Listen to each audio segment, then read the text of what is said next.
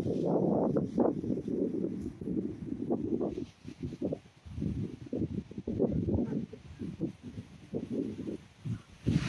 nila oh.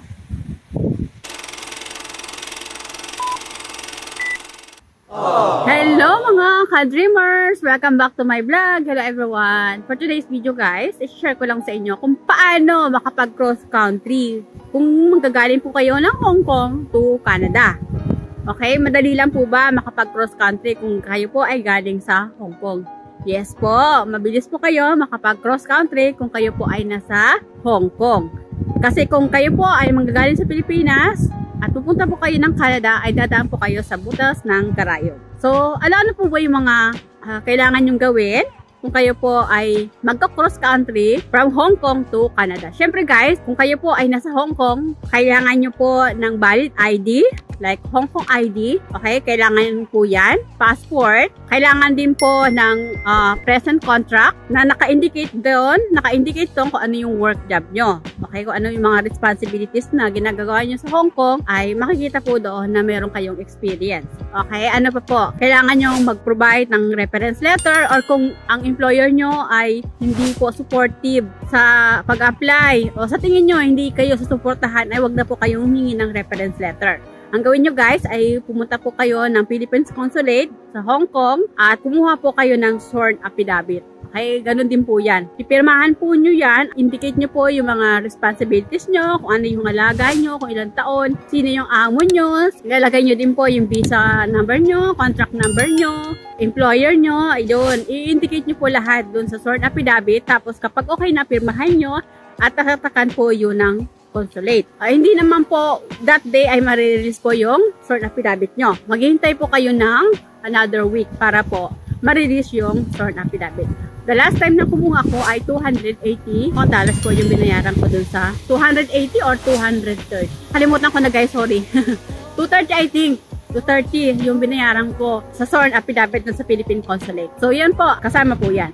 Ano pa po ang kailangan na requirements po kung magpo-cross country kayo from Hong Kong to Canada? Kailangan nyo din po ma-provide guys ng college diploma, transcript of record. Kailangan nyo din po mag-provide ng high school diploma, saka Form 137.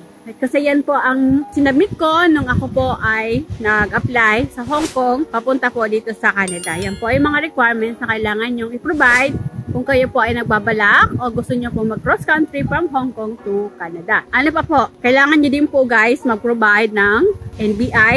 Kung kayo po ay wala pong idea sa pagkuha ng NBI, pwede po kayong kumuha online. Tapos, ipa-deliver nyo na lang po sa Pilipinas, sa bahay nyo. Tapos guys, kung na-deliver na po sa bahay nyo, utusan nyo pamilya nyo na ipadala po sa inyo dito sa Hong Kong. Nung time na nagpadala po, NBI ko dito sa Hong Kong ay inabot lang po ng 1,000 pesos. So, ganoon lang po guys ang bayad. So, kung kayo ay magpapadala ng mga requirements dito sa Hong Kong, ay isahin nyo na para makatipid kayo sa charge. Okay, kailangan nyo din guys mag-provide ng birth certificate. Okay, birth certificate ng anak mo, marriage certificate kung kayo po ay married na. Pero kung hindi, ay birth certificate lang po ang i-provide mo. Kailangan nyo din po guys mag-provide ng bank statement or bank certificate. Kung kayo ay may passbook, ay passbook na lang po. I-xerox copy nyo lang po yung passbook nyo.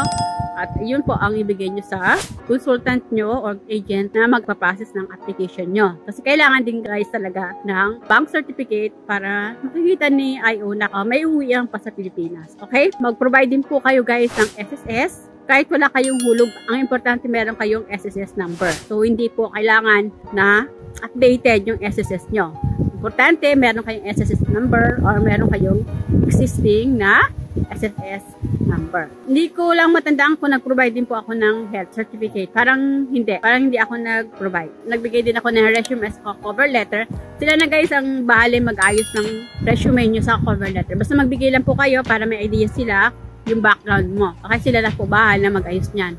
Then, kapag okay na po, lahat documents nyo, o kahit kulang po, ay ibigay nyo po sa agent nyo at ipaprocess na po nila yan. Tapos, maghintay na lang kayo na ma-hire kayo ng employer para ho magtuloy-tuloy na. Tapos guys, kapag nakapag-submit na nga kayo ng mga documents nyo, syempre guys, kailangan nyo ng pera. Okay? So, hindi po uusad ang application nyo kung wala po kayong ready pera. So, kailangan po may ready po kayo ng pera. At least meron kayong half dun sa processing fee na kailangan ng consultant nyo or ng agent nyo para ho magtuloy-tuloy tuloy-tuloy po yung process nyo. Okay, kasi hindi naman po lahat isang bayaran lang po yan guys. Mayroon naman po yung installment. Kunwari 3 gigs, mag-down muna kayo ng mga 10,000 Hong Kong dollars, then the rest lahat hanggang sa na-releasean kayo ng LMIA ay magbabayad na po kayo. I-process na po nila yung work permit mo para po ma-approve na po yung visa. Okay? Work permit application na po yan kapag ready na po yung LMIA. So kapag ready na po yung LMIA ay mabilis na po yan. Pwede na po kayo mag-upfront medical. Hindi nyo na po kailangan na maghintay ng request from IRCC para ho sa medical request nyo. Pwede na po kayong mag-upfront medical. Ang kagandahan guys kapag mag-upfront medical kayo ay tuloy-tuloy yung process nyo.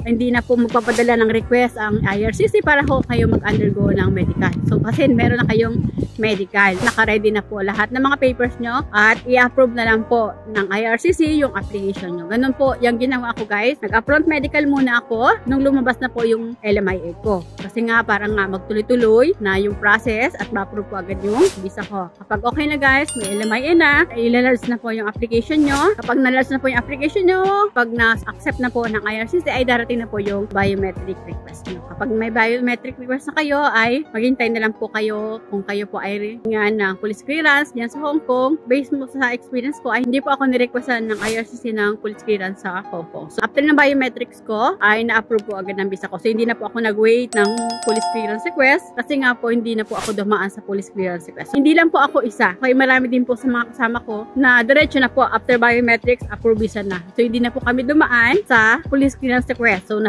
swerte namin kasi nga hindi na po kami na-stress kung paano lalabas na naman po magpapaalam kapag kukuha ng police clearance dyan sa Hong Kong. Diba? Ang hirap kasi guys yung paalam sa amo. Lalo na po kung weekdays.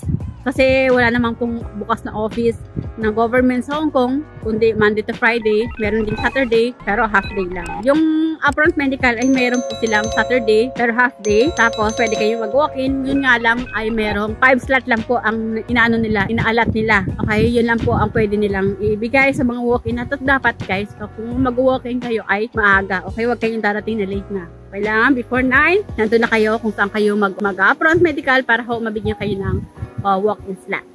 Ayun guys, yun lang naalala ko guys sa pag-cross country ko from Hong Kong to Canada. So mabilis lang guys, smooth lang, napaka-smooth lang ng nangyari sa application ko guys. O sa Pilipinas ako dumaan, na contract ko ay dadaan pa po ng Polo para i-verify po yung contract ko.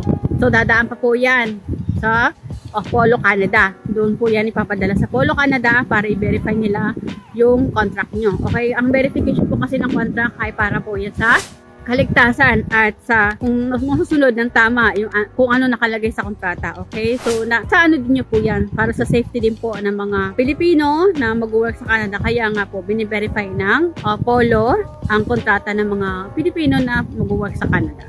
So yun nga lang guys kasi talagang mabagal. Mabagal po talaga ang process ng Polo. Kasi hindi lang po isang employer ang nagkukwit. Okay, marami na rin po ako nabasa ng mga employer nagkukwit dahil nga dyan sa Polo. Ano ko guys, ang iba guys ang ginagawa kung manggagaling sa Pilipinas, ang ginagawa nila ay hindi muna sila nagpapastamp ng visa nila dyan sa Pilipinas. Ang ginagawa nila ay nag-visit muna sila sa ibang bansa tulad ng Hong Kong, Singapore, or saan man sila bansang gusto nilang pumunta. Okay, para lang makaiwas sila sa pagkuha ng UEC. Kung walang tatak yung passport nyo at mag-travel kayo ng Hong Kong, ay pwede naman po kayo magpa-stamp ng visa nyo sa Hong Kong. And then kung gusto nyo po, doon na kayo mag-flight sa Hong Kong to Canada. So yun lang guys, na-share ko lang sa inyo about sa pag-cross country from Hong Kong to Canada. Okay, so ganun lang guys talaga kadali ang pag-cross country sa Hong Kong pupuntang Canada. Kasi nga, mabilis na po yung process.